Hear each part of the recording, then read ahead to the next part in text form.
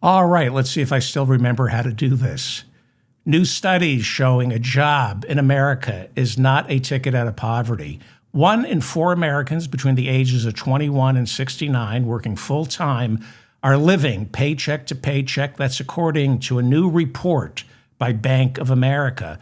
But PNC Bank's annual financial wellness in the workplace report says it is much worse, putting the number at 67% of Americans working today are living paycheck to paycheck. These are working adults spending at least 95% of their entire income on food, rent, clothing, transportation, with nothing left over in case of an emergency. The Bureau of Labor Statistics, remember the Bureau of Labor Statistics? Trump has pretty much gutted it, and we're probably not going to see any numbers for October or November. But before Trump got his hands on the Bureau of Labor Statistics, it was already showing that under Trump, wages are not keeping up with inflation. Inflation, which is getting worse since Trump took office. That's why he gutted the Bureau of Labor Statistics. He doesn't want you to know. All the available numbers showing inflation skyrocketing on essentials like rent and food. At least half of all working adult Americans saying their paychecks come in, go right out the door with absolutely nothing left over. These are working Americans, and we know half of all adults, working or not working, cannot come up with $500 in cash for an emergency. We're seeing right now a record number of people defaulting on their car loans. We're seeing record credit card debt. Americans owe $1.23 trillion to Visa and MasterCard. That's a record, and they're forced to pay on average 23% interest on that. Those are biblically usurious interest rates, 23% interest. Couple that with health insurance costs doubling, even tripling for some Americans next year, with Obamacare subsidies set to expire, and we have all the makings of an economic crisis far different than the one Joe Biden inherited from Donald Trump 4 years ago. We have a president, along with his Republican Party, controlling all branches of government, and all they see is a rising stock market as proof that this economy is on fire. Even worse, they see rising prices for homes as another positive sign, because the more expensive it is to buy, the more people who invest in real estate stand to pocket. They don't care about the working class. They only care about the asset class. If Americans can get more for their gold, their art, their home, their shares in NVIDIA, their Bitcoin, if they can get more for that now than they could a year ago, then as far as they're concerned, the economy is booming for everyone who matters. They see the economy as a zero-sum game. There are winners and there are losers. And if you're a loser, it's your fault. If you're unlucky, it's your fault. They want inflation because the more they can charge for food, automobiles, and rent, the greater the profits. Exxon and the other oil giants, they don't want to drill for more oil. That costs money. The profits are in creating artificial scarcity and charging more for less. Americans have short memories. They forgot how Trump crapped the bed on COVID. His response was basically telling us, you're on your own, America. It was the single worst handling of COVID in sheer numbers and per capita compared to any other industrialized nation. And Americans, at least back in November 2024, when they elected this putz, they seem to have forgotten. Trump and the Republican Party, though, they keep telling us, they keep reminding us that they don't care about anything, including you. We saw it with COVID. We saw it this year with the dismantling of FEMA and the wretchedly poor response to the flash flooding in Texas. Republicans spread the lie that the best way for government to protect Americans is for government to step out of the way and Americans should just fend for themselves. So they remove all the guardrails. Last week, Trump zeroed out funding for the Consumer Financial Protection Bureau, which was put into place during the Obama administration to protect Americans from predatory lenders and all those shady bankers who crashed the global economy in 2008. Cryptocurrency is not only completely unregulated, our president and first lady are busy promoting their own meme coins sponsored by notorious pump and dump crypto brokers. For example, Melania's meme coin was selling for close to $14 when Donald Trump was sworn back into office. Today, it sells for 15 cents. When did she get out? Donald's meme coin sold for $75 on Inauguration Day. It now goes for $7 and some change. When did he get out? A lot of investors got burned, but their only recourse is to sue in the civil courts, which they're doing, because this administration refuses to police cryptocurrency. Why would it? Trump, his wife, his children, along with Steve Witkoff's kids, are making a killing selling meme coins to people foolish enough to believe zeros and ones floating through a fiber optic mist of unregulated deceit is actually real. It isn't real. Either is this artificial intelligence bubble that Trump refuses to police.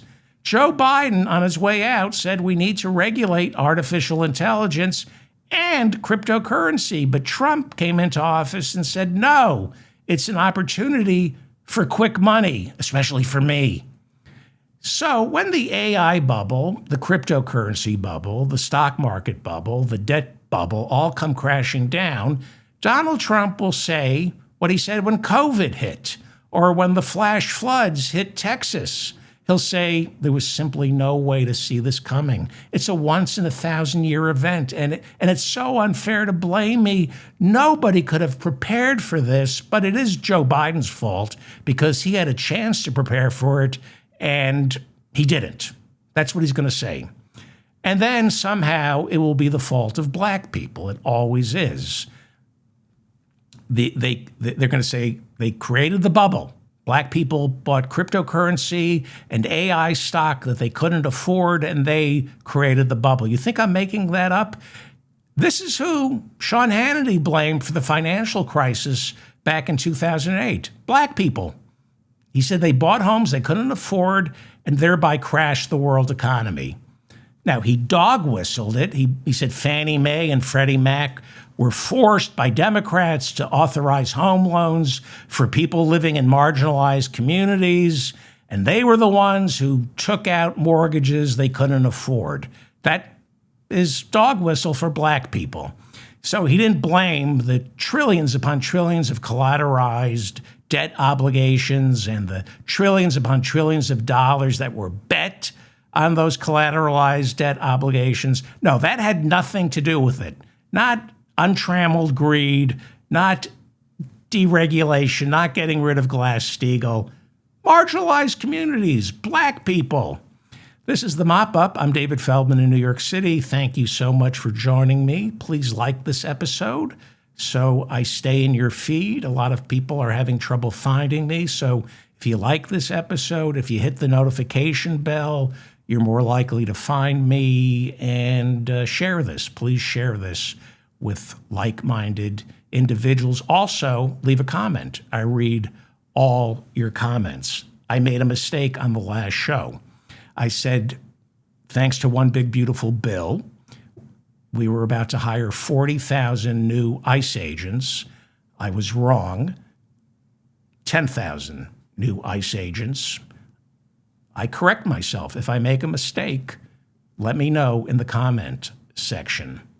When Joe Biden took office, he promised to become the most pro-union president in American history.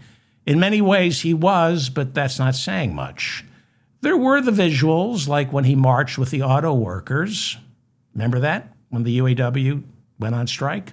Yes, he kind of screwed over the railway workers, but all in all, he did a pretty good job compared to previous presidents. And while the number of Americans who belonged to unions pretty much remained at an all-time low during the Biden administration, he did lay the groundwork for a new wave of union activism by appointing pro-labor commissioners to the National Labor Relations Board. That's important. A company can't go union until its elections have been certified by the National Labor Relations Board, or the NLRB, and it is the NLRB that disciplines corporations when they refuse to obey labor law. It is the NLRB that recommends fines to the Labor Department, and it is the NLRB that decides which companies are violating America's labor laws. The problem for the union movement during the Biden administration was the NLRB doesn't issue fines. It is the Department of Labor that issues the fines, and those fines are toothless. So a company like Starbucks or Amazon can easily ignore an NLRB ruling and chalk up their meager fines from the Department of Labor to the cost of doing business. They just say, well, it's a couple $1,000s. That's the cost of doing business. In 2024, Amazon was fined close to $20 million by the Department of Labor for ripping off employees on overtime, minimum wage violations, and workplace safety issues. $20 million. Again, the NLRB can't fine a company, but it can sue to retrieve back pay or benefits that have been denied. Starbucks, thanks to the National Labor Relations Board, was ordered by an administrative judge to reinstate the jobs of more than 200 workers who were fired for organizing a union. And Starbucks was ordered last year to pay roughly $20 million to these workers who, because they unionized, were denied benefits in the stores that voted to go union. They were fired. Starbucks, of course, is appealing because this is nothing for Starbucks. In 2024, their revenue was $36 billion. According to the American Prospect, the SEIU, Common Dreams, and In These Times, during the past 3 years, Starbucks has spent, conservatively speaking, close to $300 million busting their unions. When you factor in lawyers, consultants, people who are called persuaders meet personally with workers one-on-one to talk them out of voting for a union. When you factor in closing down stores that voted to go union, the lost revenue from that. When you factor in Department of Labor fines for union busting, and administrative judges ordering Starbucks to reinstate benefits to workers who they fired for voting to go union, the total cost is $300 million so far. You need a government that protects workers, a government that makes it more than $300 million to bust a union. You've got to make it cost more than $300 million to bust a union. I don't think we're ever going to get there. At least, I don't think we were going to get there during a second Biden administration or 8 more years of Kamala Harris. The idea of unions, well, it has some of its best polling since the 60s, the idea of unions. But most of you know that polling, like where a majority of Americans favor Medicare for all or an assault weapons ban, most of you know that polling doesn't necessarily translate into political will. There's wanting something, there's approving of an idea, and then there's fighting for something. That being said, during the Biden administration, we did see a resurgence of labor activity with workers striking and organizing in numbers not seen since the 1960s. And why was that? Because we had a National Labor Relations Board, toothless as it was, backing workers. The NLRB can't create union shops, but it can ripen conditions that makes it far easier to organize and hold a vote. Workers will sometimes vote not to unionize, usually because they've been strong-armed by management, and we need a labor department, like I said, that makes it more expensive for a corporation to fight a union than it is for a corporation to recognize a union. Again, in theory, what I just said polls very well. In practice, well, the political will right now just doesn't seem to be there. Biden was opening the door for such political will to emerge. You need success, a series of successful union drives, and suddenly the political will becomes contagious.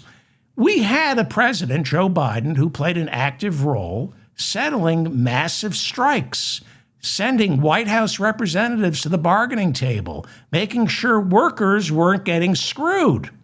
Did Obama or Clinton ever do that? No.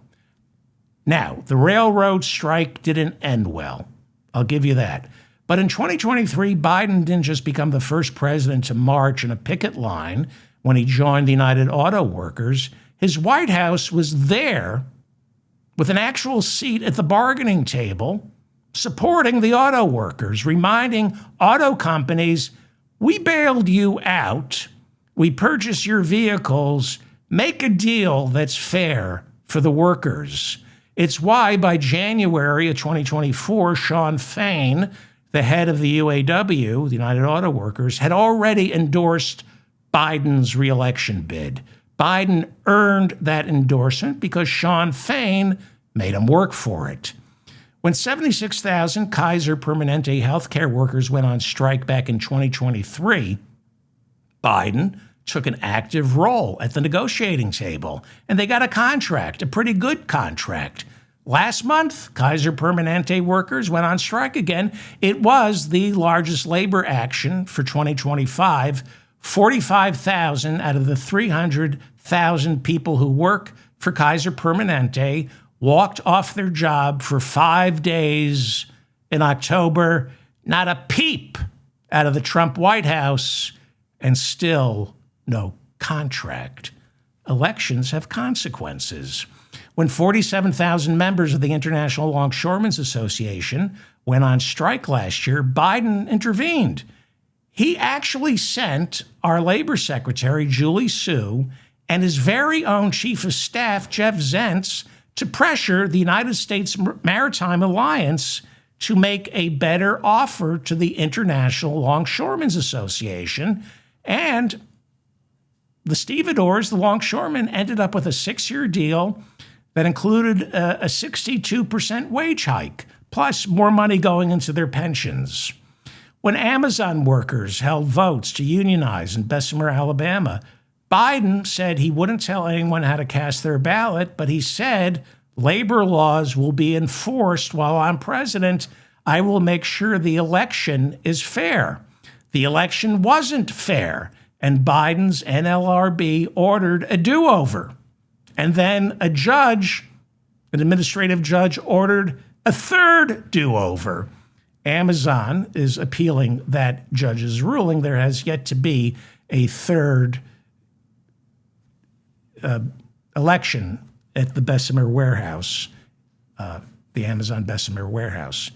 During Biden's administration, Amazon workers out by JFK Airport in New York City voted to unionize Christian Smalls, and their union was immediately recognized by Biden's NLRB. The Amazon labor union merged with the Teamsters, and right now, for the first time, we have unionized workers inside an Amazon warehouse. It's the one out by JFK Airport. It's the only one, but Amazon still refuses to negotiate a contract with the Amazon labor union, despite the Teamsters pitching in. Amazon's strong-arm tactics resulted in several union drives, especially in Bessemer, Alabama, coming up short. But as I said, it was Biden's NLRB that ordered 3 elections inside that Bessemer, Alabama Amazon warehouse. It was Biden's NLRB that went on record accusing Amazon of election interference, bullying workers into voting against a union. Like I said, in November of last year, a federal judge ordered a new election for Amazon workers in Bessemer, Alabama. Amazon's lawyers are gumming up the works, delaying that vote, tying it up in the courts. By some estimates, Amazon has spent more than $50 million during the past 4 years on anti-union consultants alone. Anti-union consultants. I'm not talking about lawyers. I'm talking about persuaders, anti-union consultants who meet one-on-one with Amazon workers in warehouses where there are rumblings of a union drive. They spent $50 million on that. It's estimated that Jeff Bezos' wedding in Venice earlier this year cost even more. Some say it cost $56 million, and that was just for the couple's plastic surgery. Obviously, we need to pass the PRO Act. We need new labor laws that give the NLRB more bite and the Department of Labor sharper teeth. The NLRB is the governing body when it comes to unions, and it was becoming more influential under Biden and would have continued to be influential in a Harris administration. But since Donald Trump returned to the Oval Office, the NLRB no longer exists. Seriously, in effect, we no longer have a National Labor Relations Board. In order for the NLRB to function, it needs a 3-member quorum. Without that quorum, the NLRB can't issue any rulings or recommend any fines, even acknowledge a union election. So, one of the first things that Trump did when he returned to the Oval Office was fire one of Biden's appointees. And by failing to replace that person, Trump effectively eliminated the National Labor Relations Board's quorum. Doesn't exist anymore. Different under the Biden administration. By December of 2021, nearly 1 year into Joe Biden's presidency, a Starbucks in Buffalo became the first store in that chain ever to vote to go union. Starbucks immediately shut that Buffalo store down. They claimed they were remodeling. It did reopen in about a week. By the time Biden left office, 14,000 Starbucks employees at 650 stores voted to unionize their individual stores. And all those votes were certified by the National Labor Relations Board. Starbucks responded by challenging each of those elections, hiring corporate attorneys to find and invent every loophole imaginable to delay.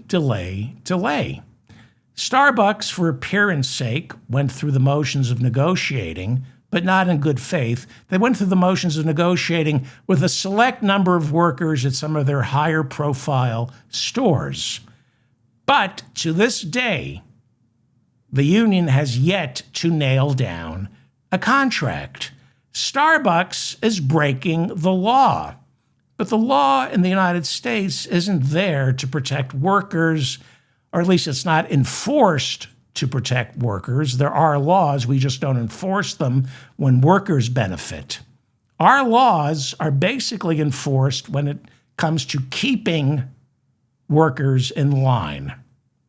By the time he left the job of Starbucks CEO in 2023, Howard Schultz, who played a hand personally in fighting the Starbucks union drive, was said to be worth $3.3 billion. I guess he figured with all that caffeine coursing through his veins, he wasn't going to sleep well at night, so he might as well be a greedy prick, which he is.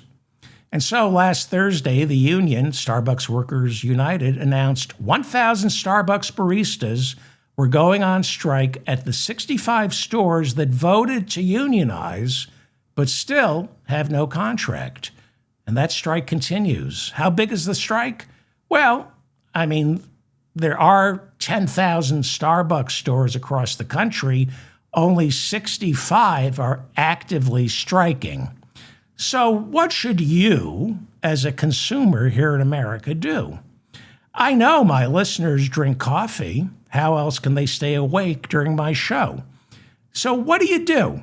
If 65 out of 10,000 Starbucks are being picketed, is it okay to go to one where nobody's on strike? You know, it's so confusing. What to do? If we only had some sort of political leadership, somebody who could give us guidance on, oh, wait, we do. My new mayor, Zohran Mamdani, well, he doesn't become mayor of New York City until January 1st of 2026, but why wait? Zohran Mamdani has called for a nationwide boycott of Starbucks. The new mayor of New York City is calling for a nationwide boycott of Starbucks. Not just the 65 Starbucks that are striking, but all of them. Taking to Twitter, Mamdani wrote, Starbucks workers across the country are on an unfair labor practices strike. No contract, no coffee. I'm proud to stand with Starbucks Workers United in their fight for fair wages, consistent hours, and respect on the job. Boycott Starbucks until they sign a contract. That's what the new mayor of New York City said. Boycott Starbucks until they sign a contract. The new mayor of New York City telling Americans to boycott Starbucks until they sign a contract. Well, everybody's going to move out of New York City with a mayor like that. Good. Real estate prices will come down. Rent will be affordable. Get the F out of my city. If you don't like Mamdani, get the F out. Move to Florida with those idiots. But Mamdani just didn't stop there. He took to Twitter and said, as your next mayor, I won't cross a picket line. New York City stands with workers, not corporations raking in billions while baristas struggle to pay rent. He said, join the boycott at nocontract.nocoffee.org. Learn more about boycotting Starbucks at nocontract.nocoffee.org. That's not me. That is the new mayor of New York City, Zohran Mamdani, telling you, get your coffee someplace else. Now, this isn't something new. It used to be Democratic politicians would never dream of crossing a picket line. And there was a time, I know it's hard to believe, when Americans didn't have to be reminded that you don't cross a picket line even when there's nobody standing outside holding a sign. This is Ken Martin, who was elected chairman of the Democratic National Committee earlier this year. Say what you want about him. A month before the election, he gave a full-throated endorsement to Zohran Mamdani for mayor of New York City. Now, Martin claims he officially endorsed Mamdani after Mamdani won the June primary, June's Democratic primary. But I looked at the endorsement. It was more of a congratulations. But in July, Ken Martin, chairman of the Democratic National Committee, appeared on the PBS NewsHour and was absolutely brilliant. Martin defended Mamdani, said he was not voting for him, but was endorsing him. And he said, as chairman of the DNC, there are no candidates running in my party who I agree with 100%. And then he said this, and I think it's absolutely brilliant. This is what he said. He said, you win through addition. You win through addition. And I think This is brilliant. You win through addition. You win by bringing people into your coalition. We have conservative Democrats. We have centrist Democrats. We have labor progressives like me.